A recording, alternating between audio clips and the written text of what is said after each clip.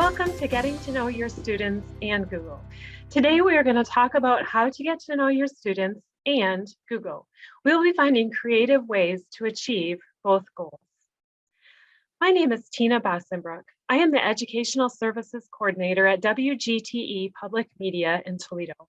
My experience in education ranges from teaching kindergarten through middle school. Most recently, I taught middle school science. The school that I taught at was a private Title I school where there was technology available for students in the classroom, but they were not allowed to take a device home. If students had a device at home, it was limited to their cell phone. My presentation today is mostly based on the lesson plans, resources, and experiences that I had in that situation. So let's begin. What are all teachers short of in their day? We all know it, time. So knowing that we are short of time, technology needs to be taught and practiced within the other subjects that the students participate in throughout the day. Technology doesn't become the end product, but it becomes a tool that we use in education to help them learn everything that they need to learn, including math, science, language arts, art, all of the subjects that we teach on a daily basis. Throughout the years, I found that the students became very phone savvy, meaning they could do mostly anything that they wanted to do on their phone. However, some of the students struggled more when I asked them to do things on their Chromebooks and other devices in my classrooms, and in a lot of the applications in Google. They seemed less willing to experiment and to try on their own.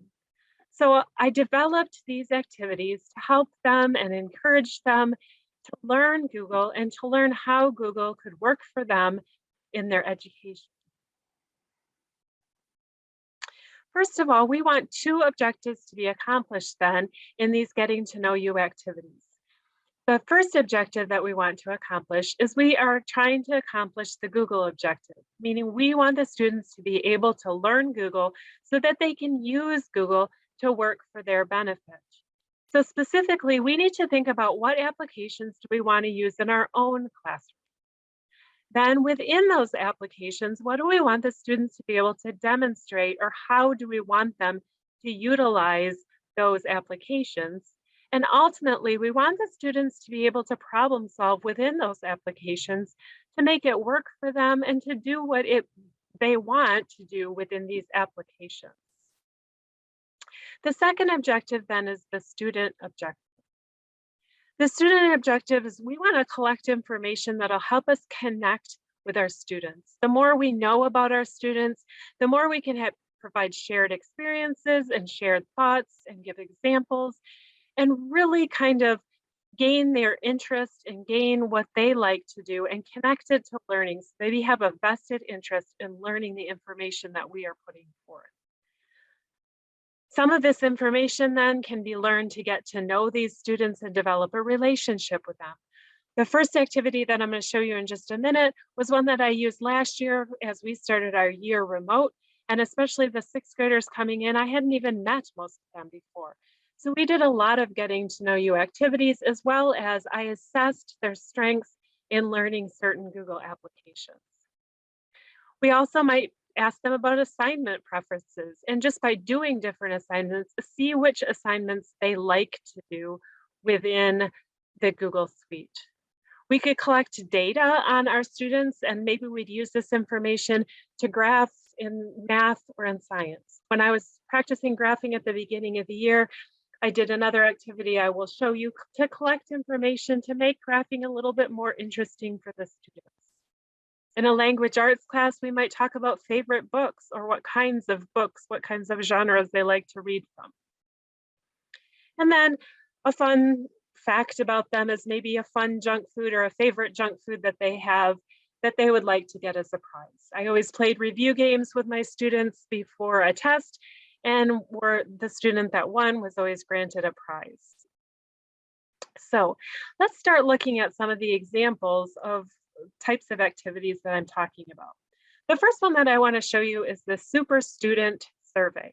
I sent this out last year at the beginning of the year. While I was getting my students accustomed to my Google Classroom and how I set up my Google Classroom, I provided them with a series of fun assignments just so I could see if they could work Google Classroom, if they could turn in information and assignments on Google Classroom, as well as I wanted to know a little bit about them. So if you look at this, there's just some basic information about what name they like to be called. I talked about what they like at home, what they don't like at home as far as doing schooling, what they were anxious to do once they got back, what their favorite junk food was, maybe what their favorite social media was or their type of music was. A lot of this information was things that I could use during illustrations and examples in my class, or if I saw something in the news, or if I saw a concert coming up. Just small ways to connect with your students, but making sure that the students knew I was interested in what they were thinking about and their interests, and then kind of watching for those things in the Toledo area. So that was one way that I started out the year. The students needed to fill this in. I asked them to use a different font on the assignment of this than I had used, and so they got to pick a favorite font. I asked them to put it into a different color. All of those things helped me to assess if they knew how to use those skills. And then it also showed me whether they could turn in an assignment in Google Classroom, because for my sixth graders, that was new. They hadn't used Google Classroom in fifth grade. And now as a middle school, we were asking them to use Google Classroom. And additionally, it was extra difficult because we were remote at the time, so I couldn't help them and share that with them in the classroom setting. So that was the first one that I used in my classroom. Now, next, the more specific applications of Google. So obviously we use Google Docs within the classroom, and a lot of the students knew that you could type on Google Docs, but they didn't know some of the other things that you could do on Google Docs. So we needed to determine, or I needed to determine the skills I wanted the students to be able to demonstrate in Google Docs. One thing that I learned very quickly was when we had started using Chromebooks more often, I wanted to make sure I didn't assume that the students had the skills they needed to complete an assignment. Although we might be asking them to do something that we think is very basic to us, and we think, well, if they can use their phone, they've got to be able to do this skill on the Chromebook. I realized that that's not always the case. I never wanted the tech that I was asking them to do to get into the way of completing the assignment or understanding the material. So especially at the beginning of the year, I spent an extended period of time going through the details of every assignment, so no student felt like they couldn't complete the assignment based on the tech that was being asked of them. So I wanted them to be able to add text, format that text. I wanted them to add pictures.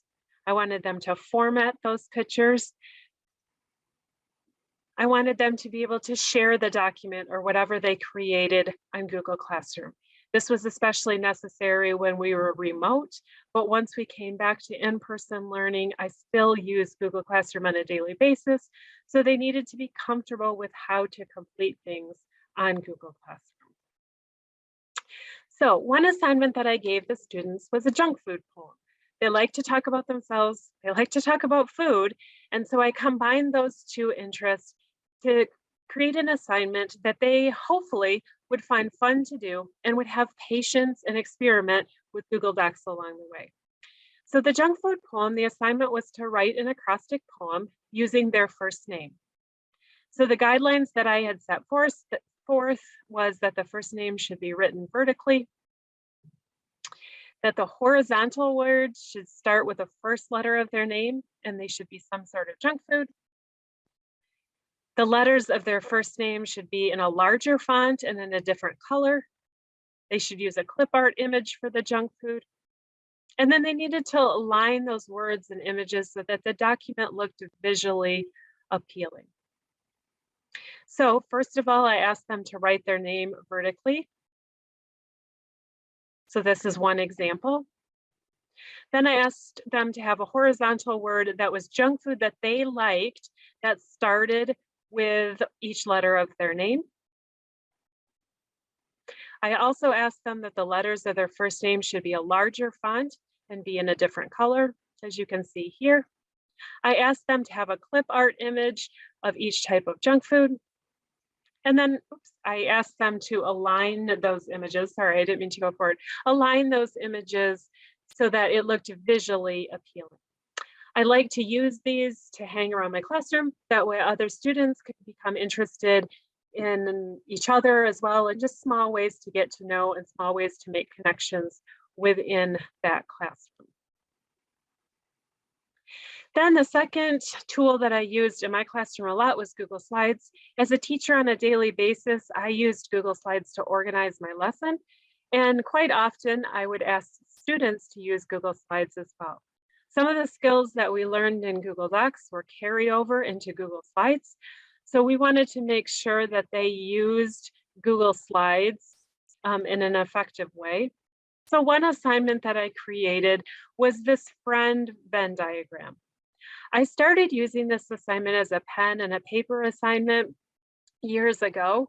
And once we started having the Chromebooks readily available to us, and then especially last year when we went remote at the beginning of the year, I utilized this assignment as a Google Slides assignment.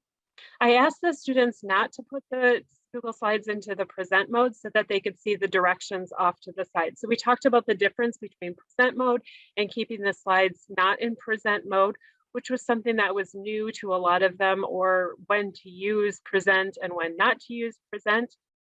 But you can see the directions off to the slide. I shared it with 3 people in your group. Now, what I would typically do with Google Classroom is I would make the groups ahead of time, and then I would share one document with the 3 of them. So I knew that they were working with the same document. That way they didn't have to share with each other if they all wanted to work on it together, or if one person was working on it, that was fine. But each group of 3 was given their own document through Google Classroom to work on, and that made the groups pre-made as well. And then whether you use breakout rooms in Google Meet, or if you use Zoom or whatever you used when you were remote, you could put those people in those groups and they were all ready to go. They already had the document in front of them. Each student was asked to put their name inside one of the colored circles of the Venn diagram. We then reviewed how a Venn diagram worked, about where we place certain information that you have in common.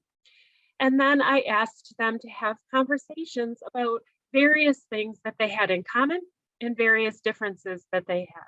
It was another get to know you activity. It was a way for them to make, feel comfortable within their class. And for a lot of them, it was still getting used to being on Zoom or on Google Meet again. And so it was just a way for them to just have some interactions that they weren't having since they weren't at the physical school building every day.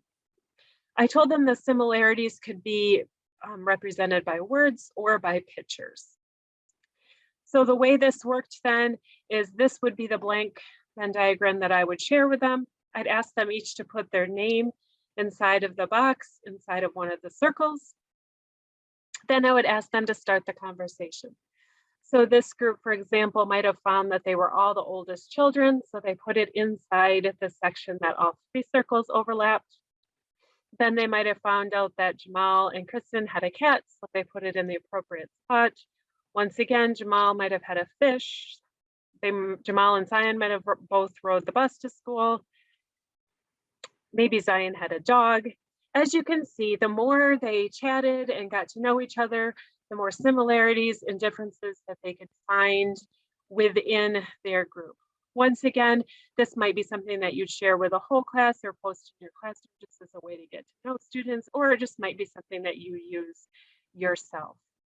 Then I would have them turn it in again on Google Classroom, so they were practicing that skill as well. And they were also within a group of 3.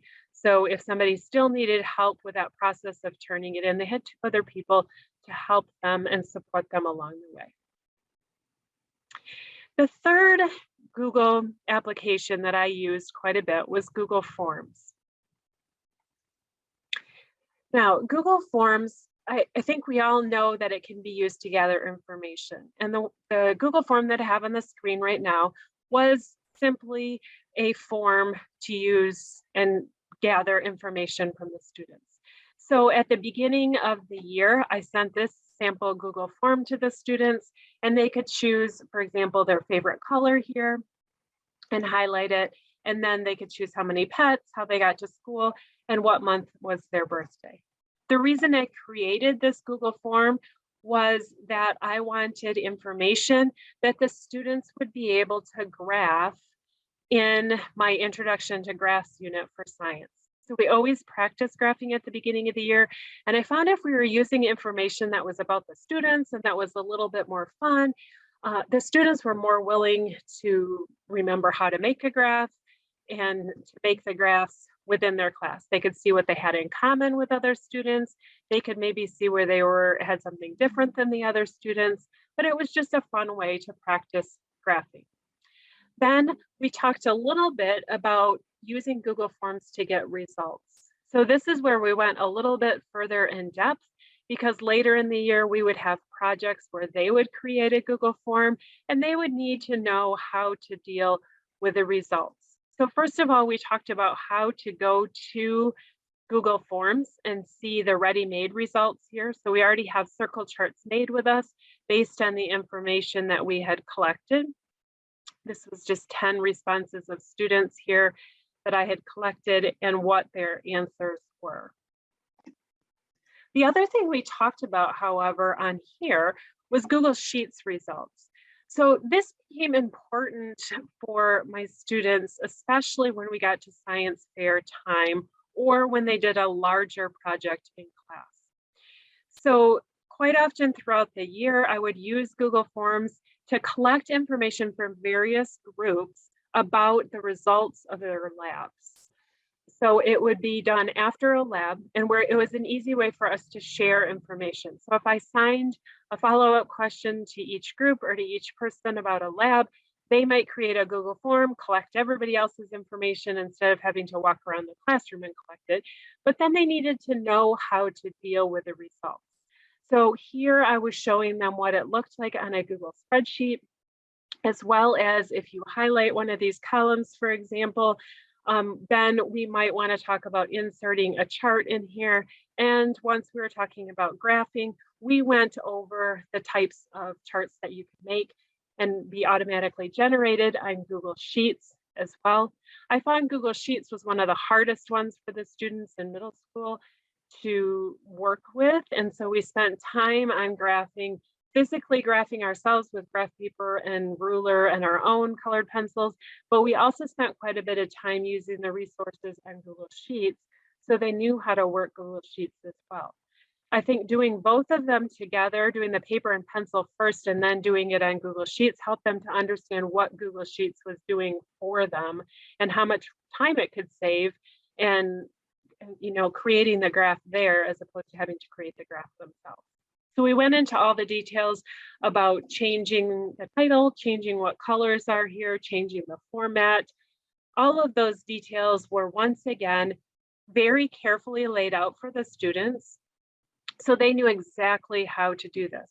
Once we got further into the year and once my students had gone through a couple of years with me and got to 8th grade, they became very comfortable with Google Sheets and were very comfortable using it for whatever project they happened to be working on, whether it was in my science class or whether it was in a different class.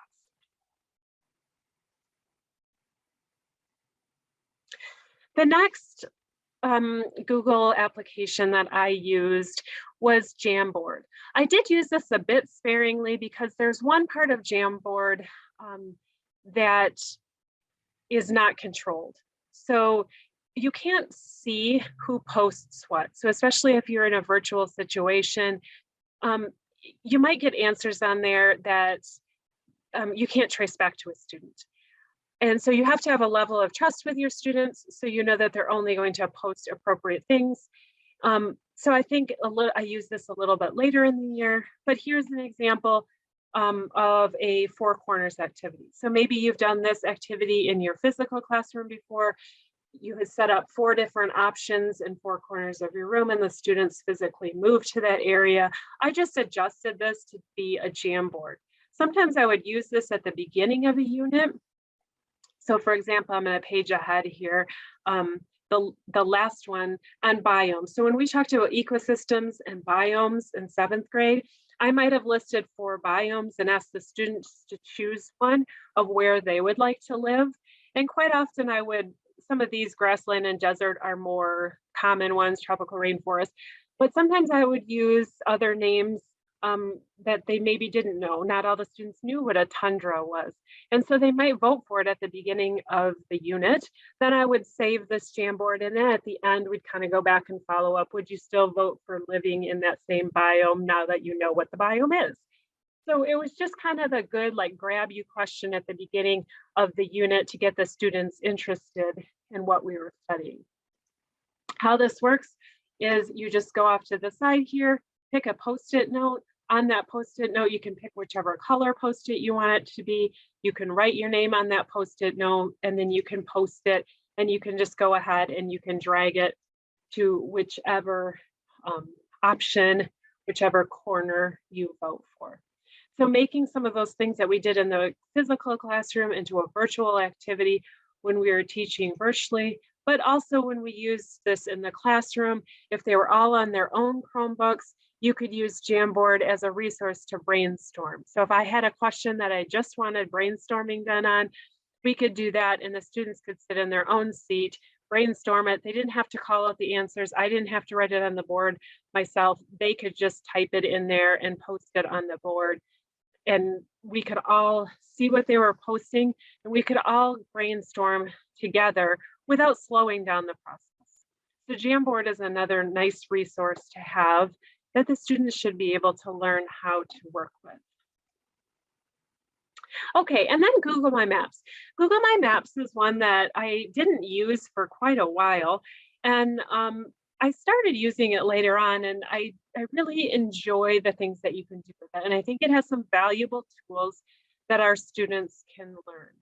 Teaching at a school where the students did not have a lot of options for travel, I found that using Google My Maps really helped with their geography, or at least their perspective of where things were located. So when we were talking about things within science, or if you're in a language arts class and talking about a book, like the example here, or maybe a social studies class where you're talking about history or a current event that happened, students need to have an idea of where things are located and where things are located in relationship to other things. So for example, one project that you could do is if you read a book. So for example, there's this book called Far From Fair, where it talks about a road trip that this family takes.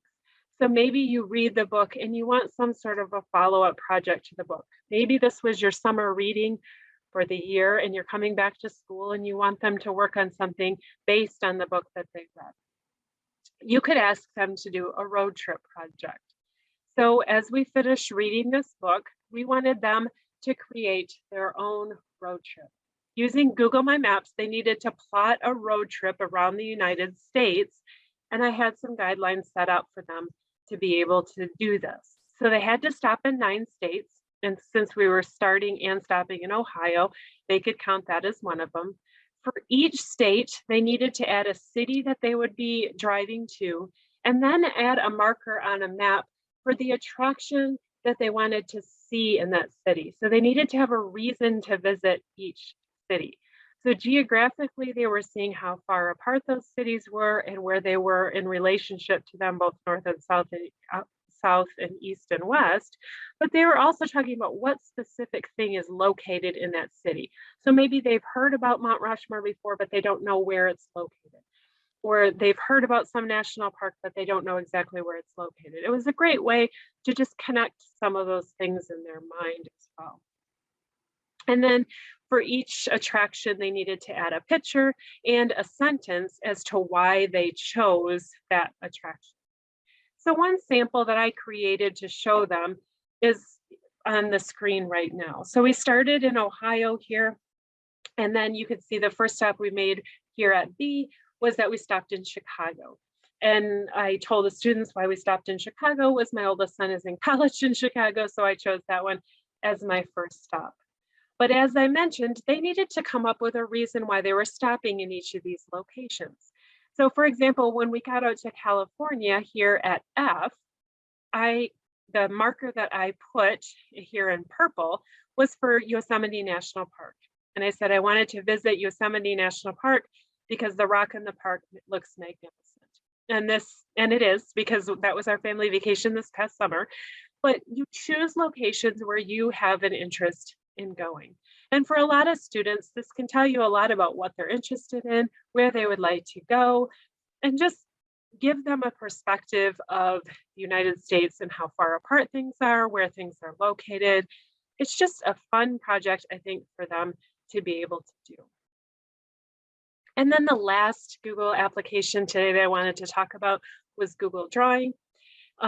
We used Google Drawing quite often for flowcharts and graphic organizers, where I would already have a template set up for them and they needed to add things to that. But at the beginning of the year, I wanted them to be able to manipulate shapes and styles themselves. So we created a project like this. I would ask them to write their name in shapes and then use those shapes to tell me something about them. And I use these to post around my room as well, along with their junk food acrostic poem. And so as you can see from my example, my T is made out of piano keys because I play the piano. And then my I is made out of books and tulips because I love to read. And my favorite flower is the tulip. Okay, the N is just a shape, but my favorite color is purple. And then the A, again, they needed to figure out how to make shapes to make an A. And I had a soccer ball because all of my kids played soccer and one of their club colors is blue. So I used blue. Once again, just small bits of information, but things that the students could share with me and connect with me in some ways and tell me, as well as using Google in a fun way to be able to manipulate those shapes to make them look like letters in something that they liked to do or participate in. Okay, a couple other options to consider as we're wrapping up here today. Other options that I have used before and didn't include here, obviously, was Google Sheets. I talked about that a little bit earlier. Google Sites. I have used Google Sites for the students to make their own portfolios, collecting information from them, letting them highlight certain information on Google Sites as well. And then I did use add-ons such as Pear Deck and Edpuzzle. So both of those I heavily relied on during remote learning, but I also used Pear Deck, especially once we came back to school in person, just to make some of the conversations and presentations more interactive as well. So I encourage you to check out those two if you have not. Nearpod is another one closely related to Pear Deck that you could use as well. Google has something called the Applied Digital Skills page, and I highly suggest you go to this page and see what they have to offer. The website is easily set up for teachers and for students, and it can give you a wealth of information of where to go with different Google products. So as you can see on the screen right now, that first one, Make Art with Google Sheets, that was another activity I did to familiarize themselves with Google Sheets, is we did pixel art. And here are step-by-step directions for that. They could write an if-then story here, and it gives you step-by-step directions as well. There's clear videos, small videos for the kids to follow, complete something, and then they watch the next video. So it's a great resource to have if you are a Google school. Another closely related thing to that if-then story is utilizing Google Forms and Google Sites to create a escape room, a digital escape room. And so I spent some time with the students doing that as well, just as a high interest activity for them, but they were also using the tech in the process. So overall, technology integration, if we review and teach some of these basic skills at the beginning of the year and continue to do it throughout the year, we can be sure that the students are learning and practicing and demonstrating the skills that we want them to learn. I always wanted to make sure that no piece of tech stood in the way of a student completing an assignment. Some students are more adventurous with tech, and some really need a little bit more help along the way. And so I hope some of these activities will help you in your classroom to get to know your students better and to help them to get to know Google. I thank you very much for coming to the presentation today. If you have any questions, my email is on the bottom. Please let me know. I'd be more than willing to answer any questions or hear any comments that you have. Thank you so much.